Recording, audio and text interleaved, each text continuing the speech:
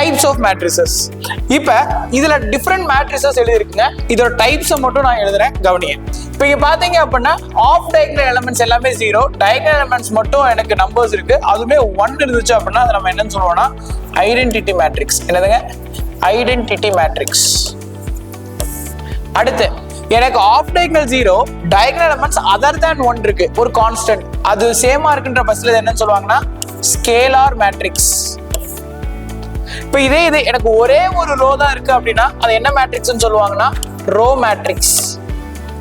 அதே மாதிரி எனக்கு ஒரே ஒரு காலம் தான் இருக்கு, அப்ப அந்த மேட்ரிக்ஸ் என்னன்னு சொல்லுவாங்கன்னா காலம் மேட்ரிக்ஸ்.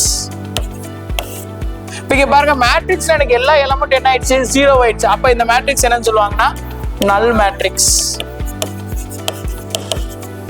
அதே மாதிரி இப்போ இங்க பாருங்க, இதை வந்து ஜென்ரலா இப்ப இந்த இடத்துல நம்மளால ஒரு ட்ரையாங்கிள் மாதிரி வரைய முடியுதா? சரிங்களா? அது வந்து இந்த இடத்துல ஆஃப் டயகனல்ல எனக்கு எப்படி இருக்குன்னா ஒரு ட்ரையாங்கிள் மாதிரி 0 ஃபார்ம் ஆகிற மாதிரி இருக்கு. அப்ப இதை நம்ம என்னன்னு சொல்லுவாங்கன்னா lower triangular matrix. Lower triangular matrix. அதே மாதிரி கீழே எனக்கு இந்த மாதிரி ட்ரையாங்கிள் ஃபார்ம் ஆகிற மாதிரி 0s இருந்துச்சுன்னு வச்சுக்கோங்களேன், இதை நம்ம என்னன்னு சொல்லுவாங்க அப்பர் ட்ரையாங்குலர் மேட்ரிக்ஸ்.